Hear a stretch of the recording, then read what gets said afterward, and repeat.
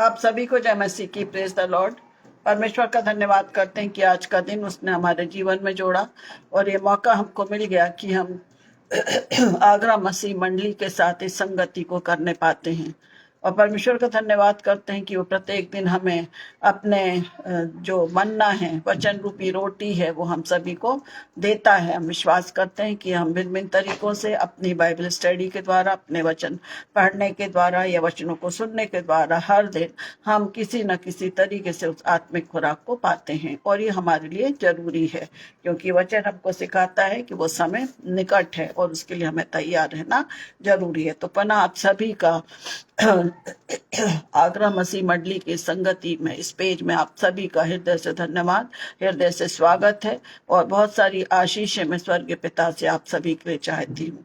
मैं धन्यवाद देती हूँ हमारे आदरणीय अनुपम पास्टर साहब का, बहन शबनम का, उनके परिवार, उनकी सेवाओं के लिए जो निरंतर इन सेवाओं में लगी हुई है ताकि परमेश्वर का नाम महिमा पाए। उन सभी के लिए हम बहुत आशीष और सामर्थ्य मांगते हैं ताकि जो योजना, जो काम प्रभु ने हमारे इन प्रियो को दिया है वो आप उनकी अगुवाई में करें, आपका नाम परमेश्वर पिता का नाम महिमा पाए।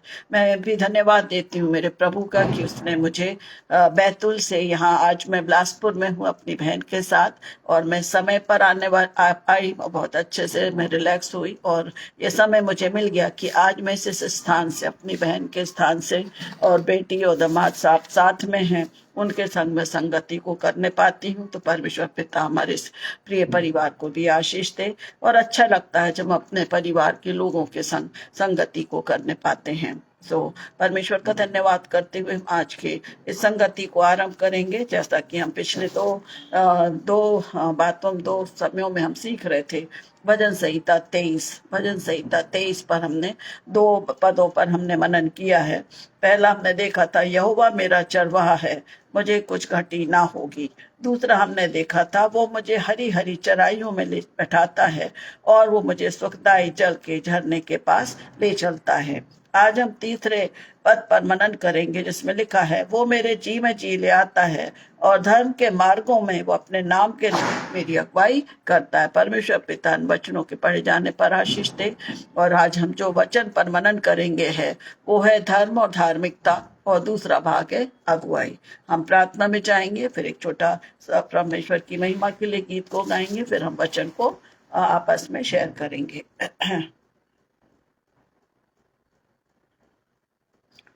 हे मेरे मन यहोवा को धन्य कहे, जो कुछ मुझ में है वो उसके पवित्र नाम को धन्य कहे। हे मेरे मन यहोवा को धन्य कहे और उसके किसी उपकार को ना भूलना। हमारे दयालु प्रेम पिता परमेश्वर, सुंदर रात्रि के समय आपके पवित्र चरणों के पास आते हैं। धन्यवाद देते खुदावन आपकी दया प्रेम अनुग्रह के लिए जिसके द्वारा आज का दिन आपने हमारे जीवन में जोड़ा। और विशेषकर मैं धन्यवाद देती हूँ पिता कि आपने मुझे साकुशल बैतूल से यहाँ बिलासपुर तक ले आया कि मैं अपने प्रियो के संग एक संगति को करने पाऊँ। और सुंदर मौका मिला कि मैं अपने प्रिय परिवार के साथ आगरा मसीह मंडली के संग संगति को करती हूँ। प्रभु आपका धन्यवाद करती हूँ कि आप समय और मौके देते हैं कि हम बराबर विनती प्रार्थना के साथ एक दूसरे से जुड़े रहकर आत्मिक जीवन में मजबूती को पाएं। प्रभु हम धन्यवाद देते हैं आपके दास और दासी के लिए, उनके परिवार और उनकी मिनिस्ट्री के लिए, क्योंकि वो लगातार आपकी अगुवाई में प्रभु जी कर रहे हैं। होने दीजिए प्रभु कि जो फल है, जो बोया जा रहा है, जो प्रयास उनके द्वारा जो भी काम कराए जा रहे खुदा, वो फलवंत और आपके पवित्र नाम की गवाही का कारण होने पाए। आने वाले समय में जबकि एक विशेष कन्वेंशन आत्मिक जागृति सभा की भी तैयारी की जा रही, प्रभु आप सब बातों का प्रबंध करें, चाहे वो इकोनॉमिकली हो, चाहे स्थान का हो, चाहे मैनेजमेंट हो, सबको आपके पवित्र सामर्थ्य हाथों में सौंपते हैं ताकि आपके सेवक जो बड़े उत्साह के साथ सारे टीम के मेंबर्स सबको उत्साह और आनंद से भरी सब बातें और सारी तैयारी आपके पवित्र सामर्थ्य नाम में बहुत अच्छे से होने पाए, क्योंकि हम उस स्थान पर आपकी उपस्थिति को महसूस करना चाहते पिता। तो अपने प्रियों के लिए और अपने बड़े नाम के निमित्त प्रभु सब कार्यक्रमों की तैयारी में हमारे सभी प्रियों की मदद करें पिता। हमारे एक एक पाप भूल गुनाहों को क्षमा करें। मैं अपने आप को और अपने प्रियों को आपके सामर्थ्य हाथों में सौंपती हूँ कि जब हम इस विषय पर मनन करना चाहते हैं कि जो धर्म और धार्मिकता और अगुवाई हम आपकी अधीनता में रहे। पवित्र आत्मा आप हमारी अगुवाई करें, नेटवर्क सिस्टम को भी नियंत्रित रखें। सभी बातों में आपकी सहायता और आपकी अगुवाई चाहती हूँ। इस विनती को अपने उद्धारकर्ता प्रभु यीशु मसीह के नाम से मांगती, खुदावंद सोने होते से ग्रहण कर।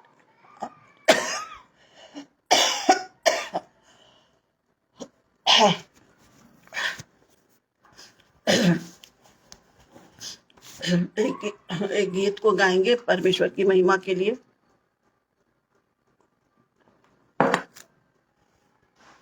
हाँ, मैं विश्वास करती हूँ गाना भी आप सभी को आता है, क्योंकि जितने भी गाने जो मैं ढूंढती हूँ, कोशिश करती हूँ, पुराने हैं, जो कि काफी समय से हर जगह हर मंडली में ये गाने गाए जाते हैं।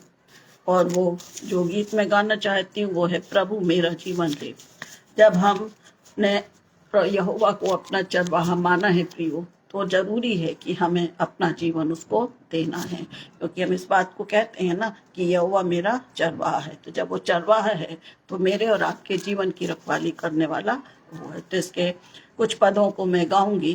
प्रभु मेरा जीवन ले, तेरा होवे अभी से, ले समय की वो भी हो तेरी स्तुति करने के लिए। प्रभु मेरा जीवन ले, तेरा होवे अभी से, ले समय की वो भी हो तेरी स्तुति करने को। ग्रहण कर इन हाथों को, इनसे तेरी सेवा हो, मेरे पाँव भी योग्य कर कि काम करे जीवन भर।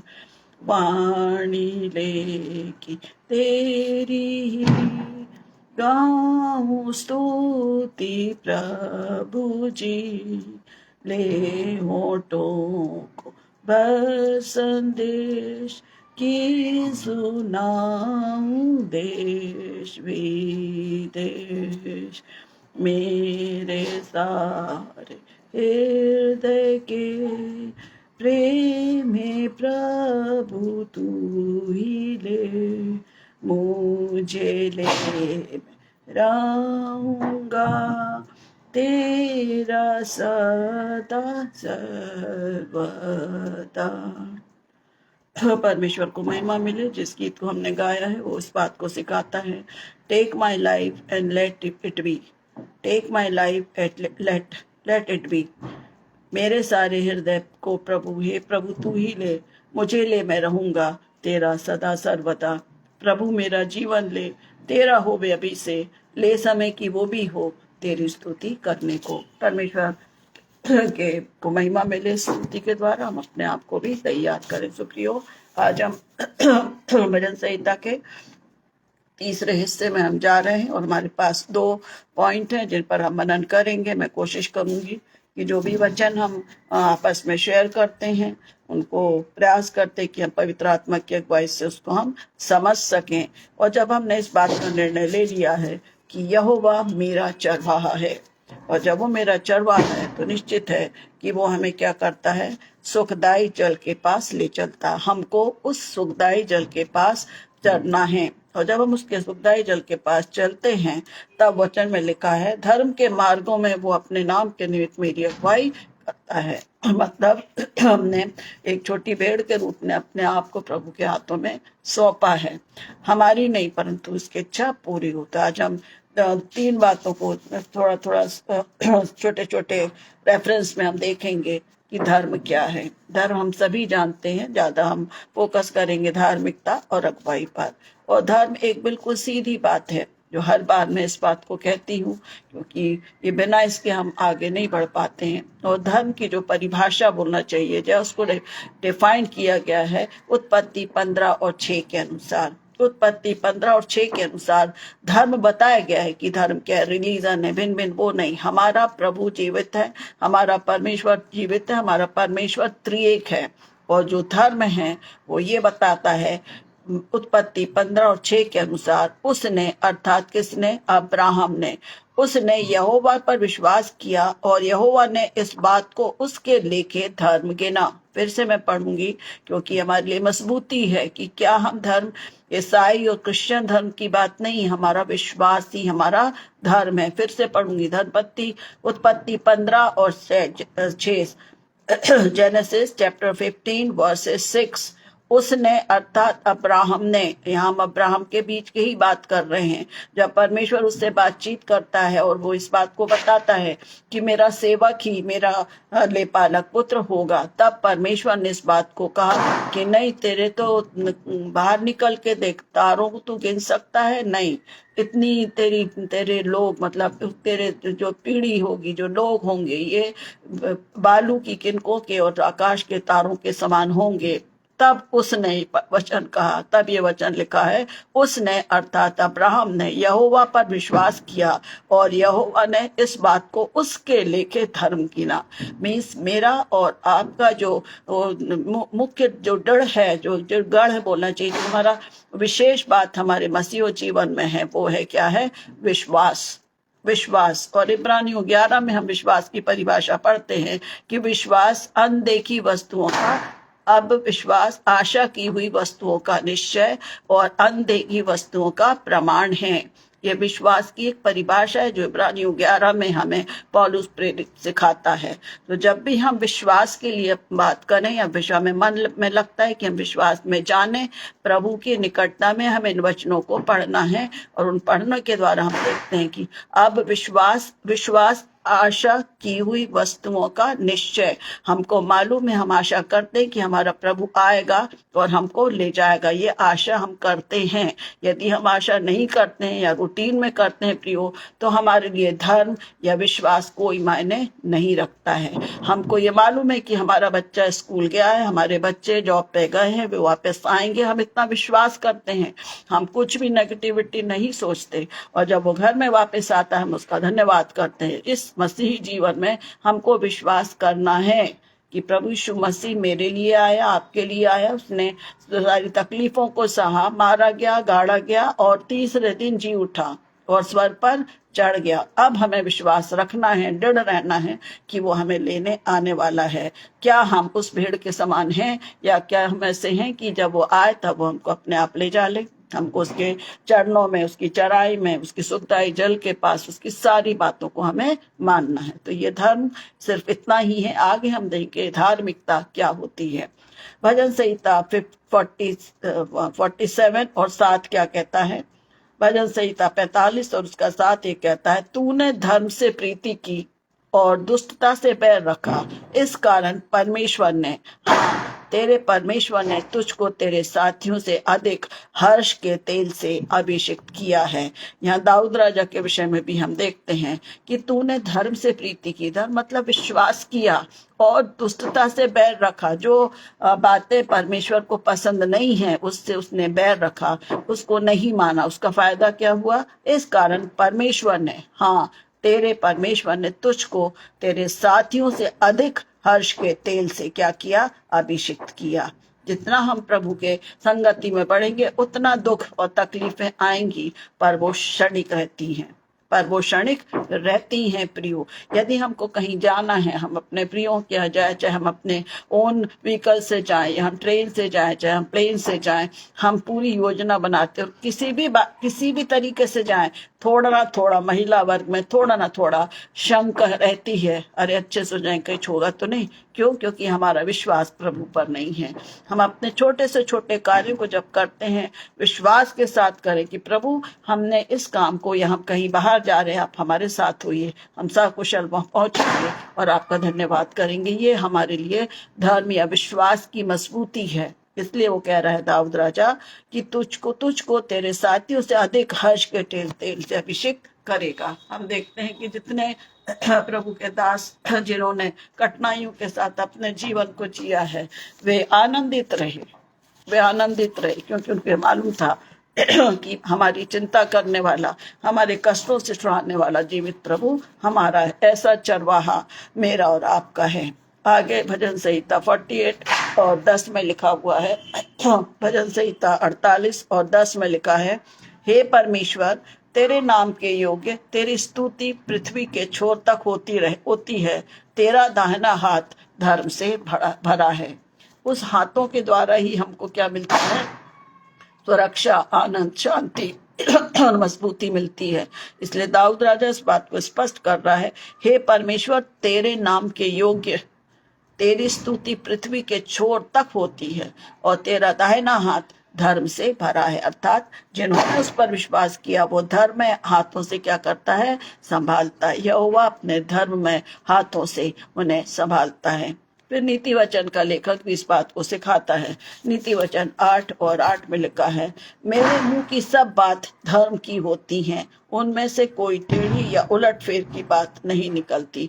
जिसके पास समझ है, जिसके पास बुद्धि है, जो परमेश्वर का भय मानते हैं, वो कभी भी गलत बातों को नहीं बोलेंगे, कभी भी व्यंग नहीं करेंगे, कभी भी टॉन्ट नहीं मारेंगे। यदि हमारा मन शुद्ध है, हमारे सुनते रहेंगे, पर कोई बात नहीं, पर हमारे मुंह से, परमेश्वर के अनुग्रह से, हमारे जुबान से कोई भी गलत बात नहीं निकलेगी। ये नीति वचन का लेखक सुलेमान कह रहा है कि मेरे मुंह की सब धर्म की बातें होती, मेरे मुंह से जो भी बातें हैं वो परमेश्वर के विश्वास से संबंधित हो। धर्म मतलब विश्वास से संबंधित हो। मेरे जीवन से वो विश्वास प्रकट हो जो प्रभु ने मुझे और आपको दिया है। उनमें से कोई टेढ़ी या उलटफेर की बात नहीं, डुप्लीकेसी या दोगलापना हम नहीं कर सकते।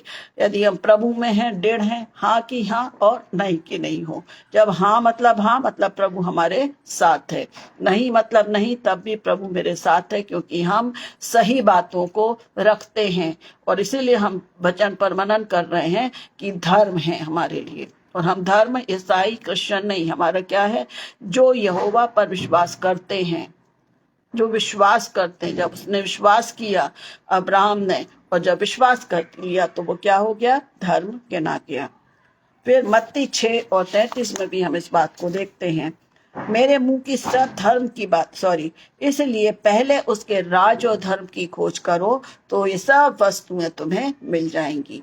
पहले उसके राज्य मतलब परमेश्वर का प्रेम, उस पर विश्वास करना। पहले उसके राज्य और धर्म की खोज करो तो ये सारी वस्तुएं तुम्हें मिल जाएंगी। हम देखते हैं कि हम यदि कुछ कमी घटी आती है तो हम कहीं ना कहीं क्या होते हैं? निराश होते हैं, हताश होते। प्रभु हम आपकी निकटता में है, प्रभु हम आपकी संगति में, फिर भी हमारे संग ये प्रॉब्लम आ रही है। परंतु वचन कहता है कि हमको उस पर भरोसा रखना है, उस पर भरोसा रखना है। और सबसे बड़ी बात लिखी, पहले उसके राज और धर्म यानी विश्वास। हम क्या सीख रहे हैं? विश्वास पर, उस पर विश्वास रखें। तो वचन कहता है कि तुम यदि इस पहाड़ से भी बोलो, प्रभु मसीह बोलता है कि यदि तुम्हारा विश्वास एक राई के दाने के बराबर है तो तुम ये बोलो कि यदि ये पहाड़ हट के वहां चला जाए तो वो हट जाएगा। पर प्रियो, दुख की बात है कि हम विश्वास करते तो हैं पर हम शंका करते हैं, और जहाँ शंका है वहां हम विश्वास नहीं कहलाएंगे। वो आधे अधूरे नहीं, परमेश्वर पूरा समर्पण चाहता है। इसके बाद आगे वचन कहता है, 2 कुरिन्थियों 9 और 9 में लिखा है, जैसा लिखा है, उसने बिखेरा, उसने कंगालों को दान दिया, उसका धर्म सदा बना रहेगा। किसको चुना? हम देखते हैं प्रभु यीशु मसीह ने जो अपनी सेवकाई का काम किया 3 वर्ष का, वचन कह रहा है, ध्यान से सुनिए, 2 कुरिन्थियों 9 और 9 में, जैसा लिखा है, उसने बिखेरा, उसने कंगालों को दान दिया, उसका धर्म सदा बना रहेगा। परमेश्वर ने किसी धनी व्यक्ति की मदद करी क्या? नहीं। जो कमजोर थे, जो निराश थे, जो बोलना चाहिए बिल्कुल अलग थे, उन सब से ही प्रभु यीशु मसीह ने प्यार किया। कोढ़ियों को उसने देखा, भूखों को उसने खिलाया, जो बीमार थे चंगाई में, 38 वर्ष से रोगी में पड़ा था। क्यों? क्योंकि उनकी निगाहें, वचन कहता है कि उसने बड़े टकटकी लगाकर प्रभु यीशु मसीह की ओर देखा। उसको उम्मीद थी कि उसको प्रभु चंगाई देगा। और हम देखते हैं कि वो सिर्फ ये बोलता है कि उठ और अपना बिछौना लेकर चल। फिर उसने कोई क्वेश्चन नहीं किया, प्रभु मैं तो ठीक ही नहीं हूँ। परंतु वचन इस बात को सिखाता है, जैसा लिखा, उसने बिखेरा, उसने कंगालों को दान दिया, उसका धर्म सदा बना रहेगा। यदि कोई अच्छा काम मेरे और आपके जीवन में होता है पिता, हम शांत रहते क्या प्रियो? नहीं, हम तुरंत उसकी खबर देंगे। यदि बच्चा बीमार है, अच्छा हो गया, या कोई प्रॉब्लम है हुआ, हम तुरंत बताते हैं, क्योंकि हमें विश्वास हो गया, हमारे जीवन में वो धर्म, प्रभु ने उस काम को किया कि हम विश्वास में आगे बढ़ें और गवाही के साथ उनको भी पास में लाएं जो प्रभु को नहीं जानते या विश्वास उनको नहीं है। आगे का वचन कहता है याकूब 1:20। अभी हम धर्म की बात कर रहे हैं, इस प्रकार से हम धर्म को समझेंगे। रिलीजन, धर्म अर्थात सिर्फ विश्वास करना, विश्वास करना। हम इस बात को याद कर ले। मैं आप सभी से विनती करूंगी, रिक्वेस्ट करती हूँ कि उत्पत्ति 15:6 को याद रखें। उत्पत्ति 15:6 को याद रखें कि विश्वास क्या है। ये विश्वास की, ये धर्म जो है उसका, धर्म जो है वो उसका क्लैरिफिकेशन है कि धर्म क्या है। और इब्रानियों 11 में वो विश्वास की परिभाषा है। विश्वास आशा की हुई वस्तुओं का निश्चय और अनदेखी वस्तुओं का प्रमाण है। ये उसकी परिभाषा, उसको डिफाइन किया है। और इन दोनों को जब हम लेकर चलते हैं प्रियो, तो हमारे जीवन में वो मजबूती, दृढ़ता आती है, आना चाहिए। याकूब 1:20 में लिखा है क्योंकि मनुष्य का क्रोध परमेश्वर के धर्म का निर्वाह नहीं कर सकता। हम सच और झूठ दोनों नहीं बोल सकते हैं। यदि मैंने किसी के लिए चिंता कर रही तो मैं जो सच है उसको झूठ बोल दूं, और जिसके लिए चिंता करती हूँ उसके लिए जो झूठ है वो सच बोल दूं। ये नहीं है। हमारे जीवन में यदि धर्म है, प्रभु पर विश्वास यदि हम कर रहे हैं, तो हमें क्या करना है? हमें कोई भी गलत कार्यों को नहीं करना। इसमें विशेष दिया है क्रोध, क्योंकि मनुष्य का क्रोध याकूब 1:20। मनुष्य का क्रोध परमेश्वर के धर्म का निर्वाह नहीं कर सकता। हम फिर से आएंगे कि जब मूसा अपने लोगों को लिए चल रहा था, है ना, और जब उनको प्यास लगी तब परमेश्वर ने उससे कहा था कि तू उससे, उस चट्टान से बातचीत करना। बड़े ध्यान से सुनिए, परमेश्वर ने मूसा से बोला था कि उस चट्टान से बातचीत करना और पानी दूंगा, परंतु इतना वो क्रोधित था कि उसने उस पर लाठी मारी। अनाज्ञाकारिता का फल देखो, इसराइलियों ने सारे अपनी मनमर्जी का किए और वे नाश होते गए, 2 जन ही पहुंचे। और मूसा ने 40 वर्ष तक उनको संभाला, और एक गलत काम करने से या एक अनाज्ञाकारिता के साथ वो कनान देश में नहीं जाने पाया। बहुत गंभीरता के साथ जब हम वचन मनन करते हैं प्रियो, हम बोल देते हैं बड़े अच्छे से, हमारा धर्म अच्छा है। हमारे जीवन से, हमारे विश्वास से ही तो हम प्रभु के प्रेम को प्रकट करते हैं। इसलिए याकूब भी इस बात को सिखाता है कि क्योंकि मनुष्य का क्रोध परमेश्वर के क्रोध का निर्वाह नहीं सकता। हम कुड़कुड़ाएंगे तो हमारा क्या विश्वास है?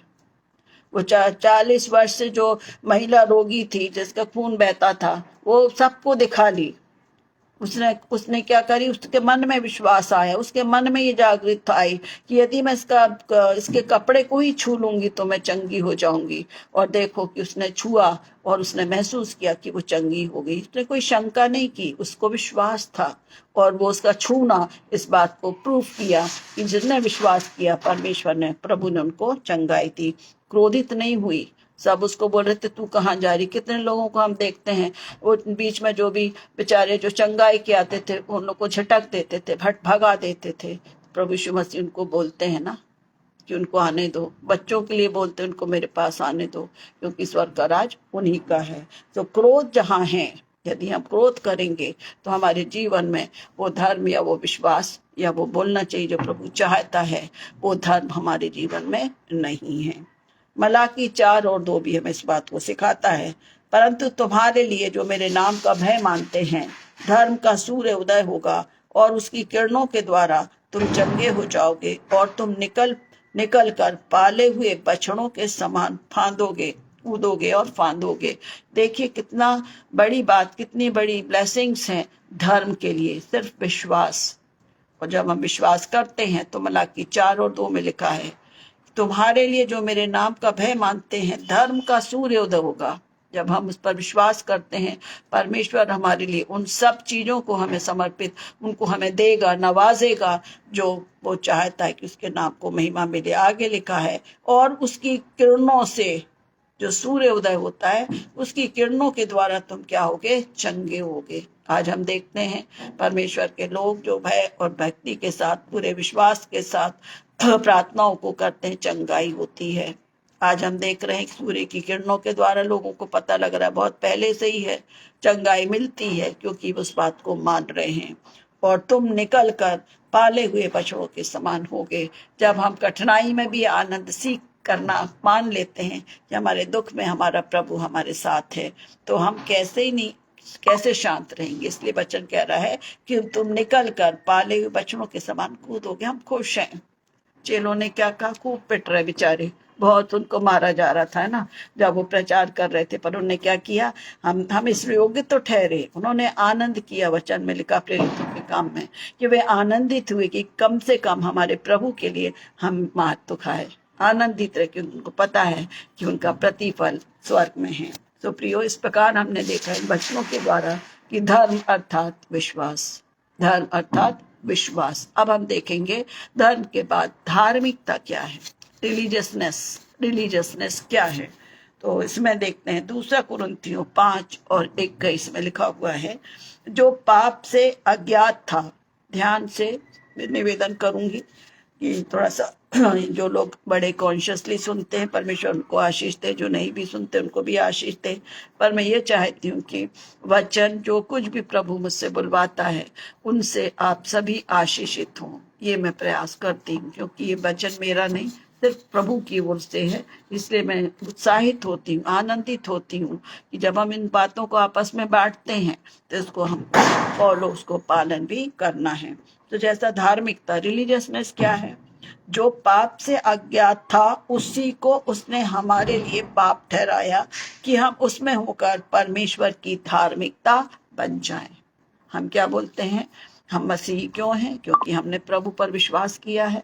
और प्रभु पर विश्वास इसलिए हुआ कि प्रभु यीशु मसीह ने मेरे पापों के कारण सलीबी मौत को सहा, कोड़े खाए और तीसरे दिन जी उठा। ये मेरा और आपका विश्वास है। मुंह से कहने का नहीं, मन से, हमारे कार्यों से, हमारे जीवन से इस गवाही को देना आवश्यक है। वो कहलाता है धार्मिकता। फिर से पढ़ूंगी 2 कुरिन्थियों 5:21, जो पाप से अज्ञात था, जिसको कुछ भी नहीं था, कुछ भी नहीं था, कुंवारी मरियम के द्वारा वो पैदा हुआ, पवित्र आत्मा के द्वारा वो बढ़ाया गया, सिखाया गया, उसने परमेश्वर से सामर्थ पाई, शैतान की परीक्षाओं में जयवंत हुआ, हमारे समान दुख सुख भोगी मनुष्य था, यशायाह कहता है। पर वो अपने परमेश्वर की आज्ञाओं को मानता रहा, विश्वास के साथ बढ़ता रहा। इसलिए वो कहता है कि जो पाप से अज्ञात था उसी को उसने हमारे लिए पाप ठहराया कि हम उसमें होकर परमेश्वर की धार्मिकता बन जाएं। बोलते हैं मतलब कई जगह बताया जाता है कि इधर तो सोने की खान है, यहाँ तो हीरों की खान है। जानते हैं उसके लिए बहुत मेहनत करना पड़ता है। हम मसीह जीवन में हमको बहुत मेहनत करना है, अपने विश्वास में दृढ़ रहने में, हमको दूसरों को प्रभु के वचन को बताने में। हम देख रहे हैं आज एक के बाद एक सताव आ रहा है, पर क्या रुक रहे हैं लोग? वो नहीं रुक रहे। वो और भी मुस्तैदी के साथ परमेश्वर के वचन को बांट रहे हैं, वो धार्मिकता को, कि वो भी वे जीवन पा लें, उस धार्मिकता के अनुयायी हो जाएं जिसके द्वारा अनंत जीवन मिलता है, वो स्थान मिलता है ना जहाँ ना दुख है, ना रोना, ना पीटना, केवल और केवल आनंद ही आनंद है। फिर रोमियो 2:21 में लिखा है, रोमियो 2:21 में लिखा है, मैं परमेश्वर के अनुग्रह को व्यर्थ नहीं ठहराता, क्योंकि यदि व्यवस्था के द्वारा धार्मिकता होती तो मसीह का मरना व्यर्थ था।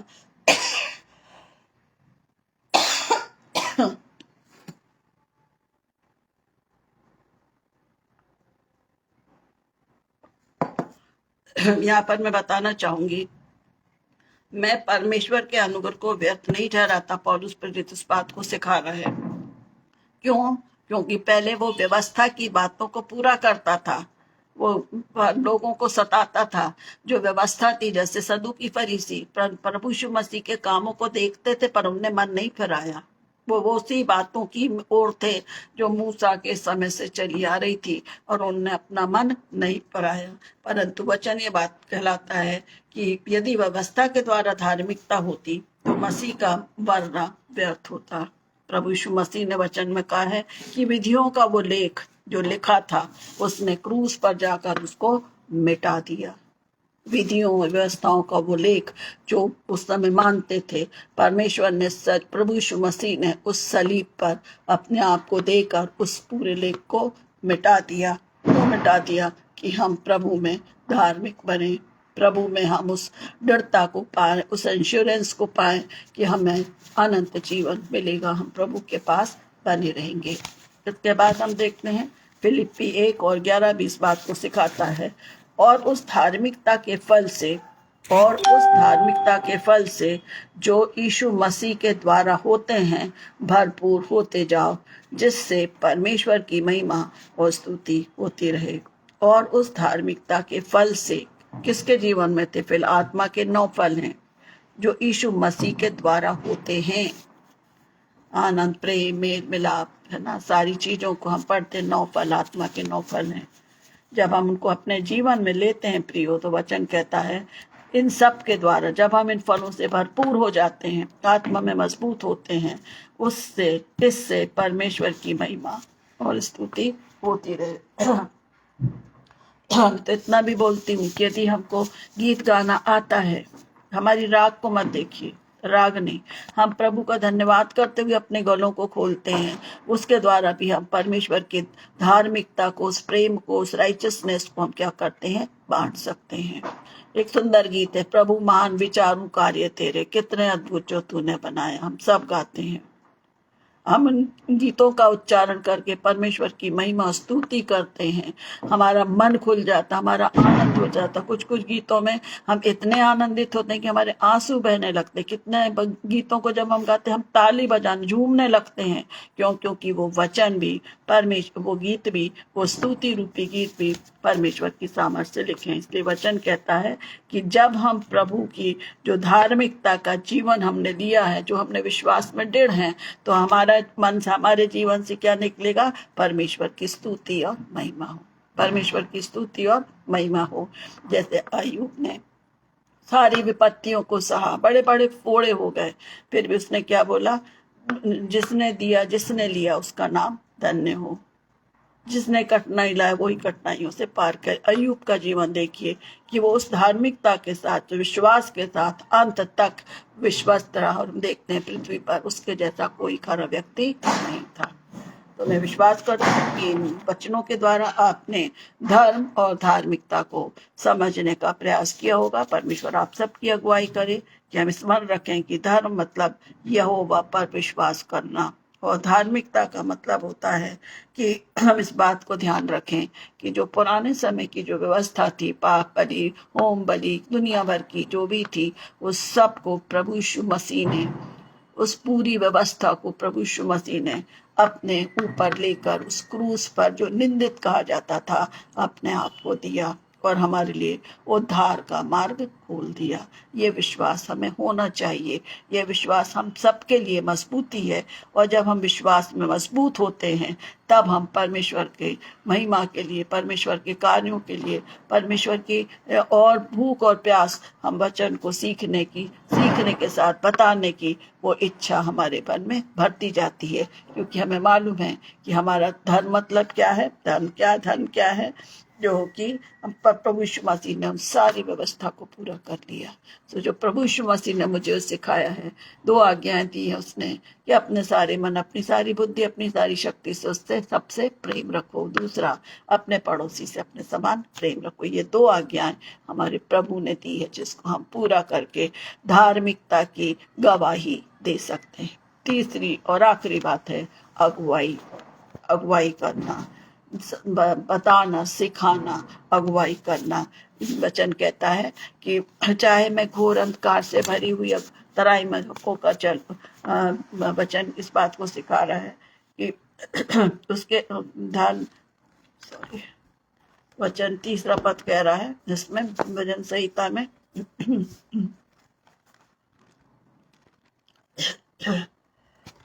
सॉरी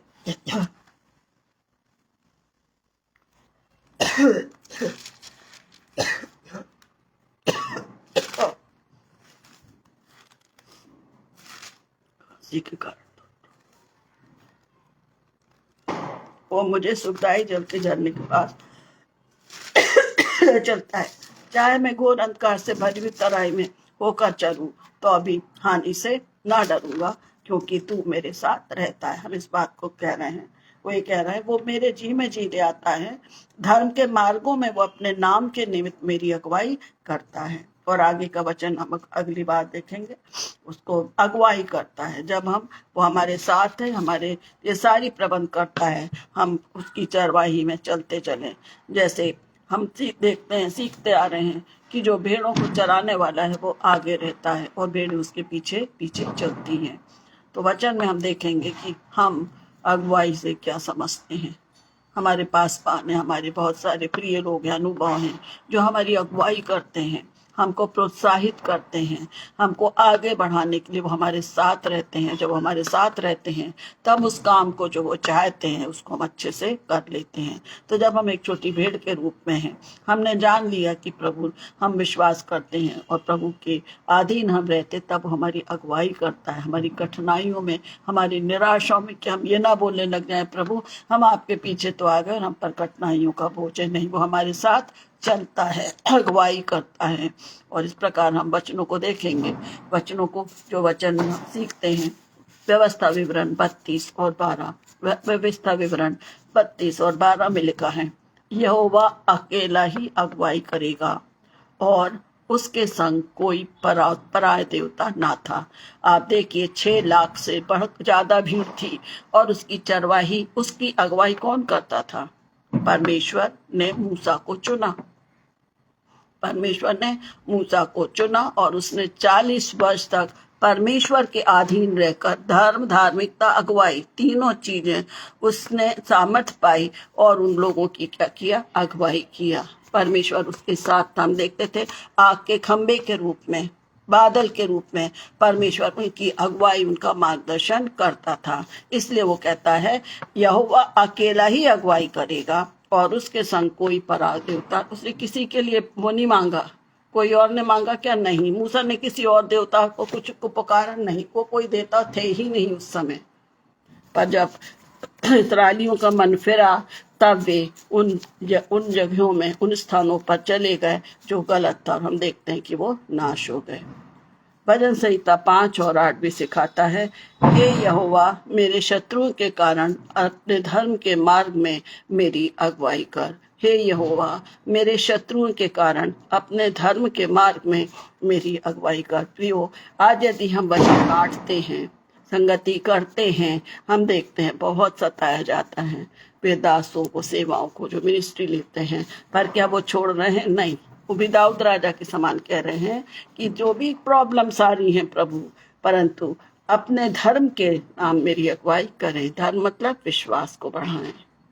उस विश्वास को, तकलीफें हैं, जेल में जा रहे कोई बात नहीं, सता रहे कोई बात नहीं, वो दृढ़ हैं क्योंकि उनके पता है कि उनकी अगुवाई करने वाला जीवित प्रभु, पिता, पुत्र, पवित्र आत्मा उनके साथ है। इसके आगे देखते हैं भजनकार 78 और 52, भजन संहिता 78 और 52 भी इस बात कहता है, परंतु अपनी प्रजा को भेड़ बकरियों के समान प्रस्थान कराया और जंगल में उनकी अगुवाई पशुओं के झुंड की सीखी। हम देखते हैं किस प्रकार से उन्होंने कितनी बार परमेश्वर को कुड़कुड़ाया, बड़बड़ाया। उसने नाश नहीं किया ना, उसने सिखाया, बताया, उनकी अगुवाई की। पानी की जरूरत पड़ी, पानी दे दिया। खाने की जरूरत पड़ी, मन्ना दे रहा था। फिर मांस खाना है, वो भी दे दिया। रास्ते में एक कांटा उनको नहीं चुभा। वचन कहता है कि वे 40 वर्ष तक चलते रहे, ना उनके कपड़े खरा फटे, ना उनकी जूतियां फटी। ये लिखा है वचन में। ऐसी अगुवाई कर रहा था। ऐसी अगुवाई करने वाला परमेश्वर है जो सिर से पैर तक हमारी रक्षा करता है। तो क्या हमें उस पर विश्वास नहीं करना चाहिए? आज हम नहीं जानते कि हमारा समय क्या, अगले क्षण हम नहीं जानते हैं, परंतु यदि हम प्रभु में हैं, हम विश्वास करते हैं, हम हमेशा अपने समय के लिए तैयार पाए जाएंगे। तो फिर से इस वचन को पढ़ूंगी, परंतु अपनी प्रजा को भेड़ बकरियों के समान प्रस्थान कराया और जंगल में उनकी अगुवाई पशुओं के झुंड की सीखी।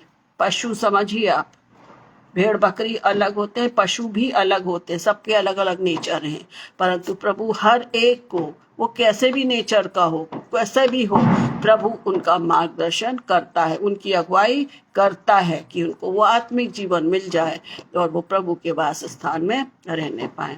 यशायाह 3:12 भी इस बात को सिखाता है, मेरी प्रजा के बच्चे अंधेर करते और स्त्रियां उन पर प्रभुता करती हैं। हे मेरी प्रजा, तेरे अगुए तुझे तुझे भटकाते और चलने का मार्ग भ्रष्ट करते हैं। आज कुछ ऐसे अंधे अगुए बन गए हैं, मैं क्षमा चाहूंगी, जो वचन को अलग प्रकार से बताते हैं। सुनने में आता, हम देखते भी हैं, तो उनसे हमें सावधान रहना है। वचन की जवाबदारी, वचन को बांटना केवल और केवल परमेश्वर की योजना के अनुसार ही होता है। और यदि उसमें कुछ मिलाया जाता है, उसका दोष जो है वो क्षमा नहीं होगा। इसलिए इस पद को मैंने लिया है कि जो भी कभी हम कुछ कुछ उदाहरणों को ऐसा दे दिया जाता है जो उससे काफी गलत फहमियां उत्पन्न होती हैं, इस विषय को मैं नहीं ले रही हूँ, परंतु हमें स्पष्ट मानना है कि मेरा प्रभु है मतलब प्रभु है, आ रहा है मतलब आ रहा है, मुझे मालूम है। ये तब होगा जब हम वचन को पढ़ने की आदत डालेंगे। वचनों को पढ़ेंगे, पवित्र आत्मा समझाएगा और प्रभु हमारी अगुवाई करेगा कि हम चाहे मैं अंधकार की घोर तराई में होकर चलूं, तो अभी तू मेरे साथ रहता है। तेरे सोंटे और तेरी लाठी से मुझे शांति मिलती है। फिर देखते हैं मत्ती 23:16 इस बात को सिखाता है। मत्ती 23:16।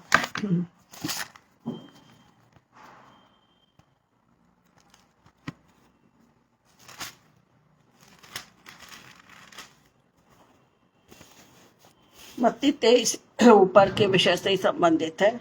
मत्ती 23:16, हे अंधे अगुओ, तुम पर हाय, जो कहते हो कि यदि कोई मंदिर की शपथ खाए तो कुछ नहीं, परंतु यदि कोई मंदिर के सोने की सौगंध खाए तो उससे बंध जाएगा। हे मूर्खों और अंधो, कौन बड़ा है, सोना या वो मंदिर जिसमें सोना पवित्र होता है? फिर कहते हो कि यदि कोई वेदी की शपथ खाए तो कुछ नहीं, परंतु जो भेंट उस पर है, यदि कोई उसकी शपथ खाए तो बंध जाएगा। हे अंधो, कौन बड़ा है, भेंट या वेदी जिससे भेंट पवित्र की जाती है?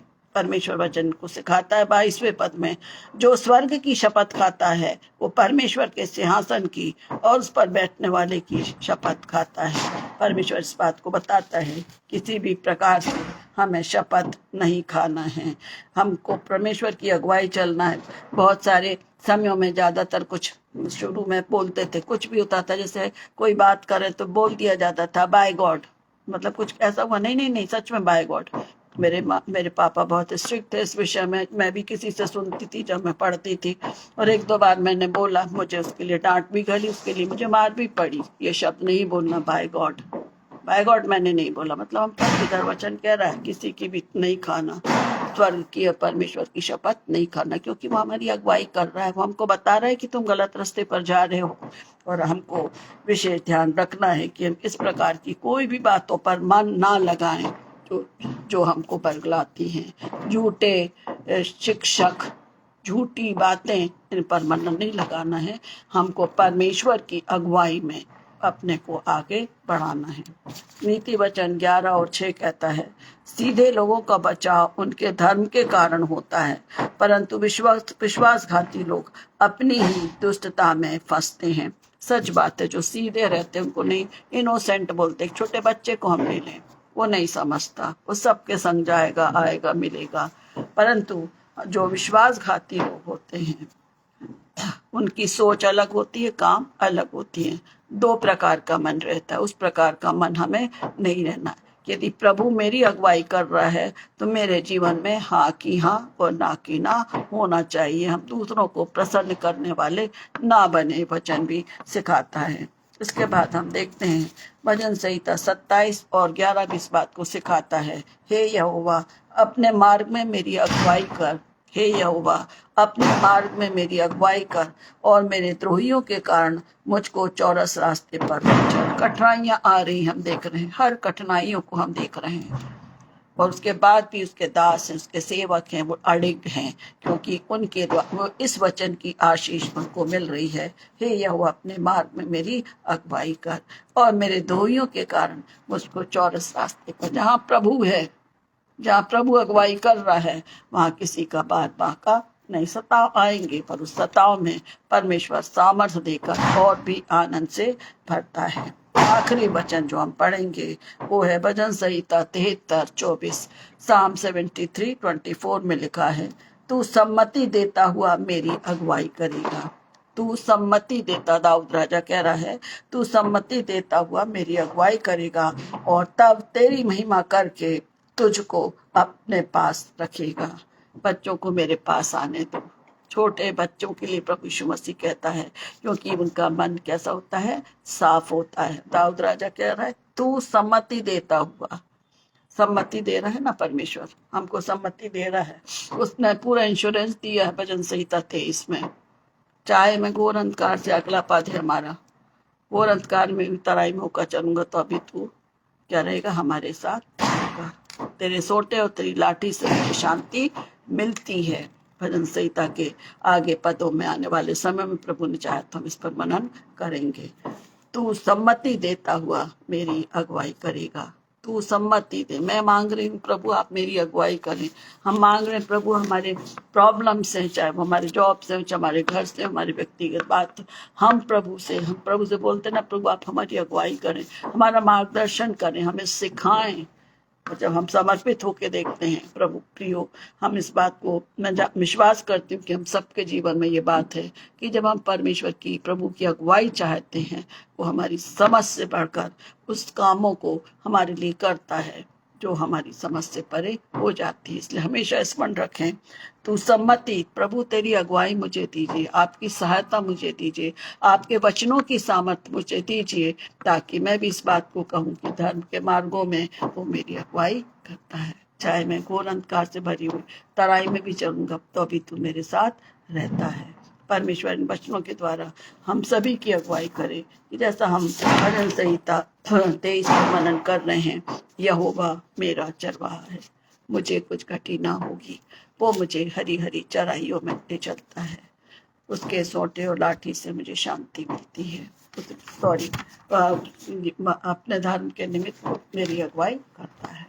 इस प्रकार इन वचनों के द्वारा हम हमेशा इन वचनों को याद रखें, स्मरण रखें और परमेश्वर की सहायता से एक एक बातों को समझ सकें, एक एक बातों को हम अपने जीवन में ला सकें। तभी हम कह पाएंगे कि वो मेरे जी में जी ले आता है।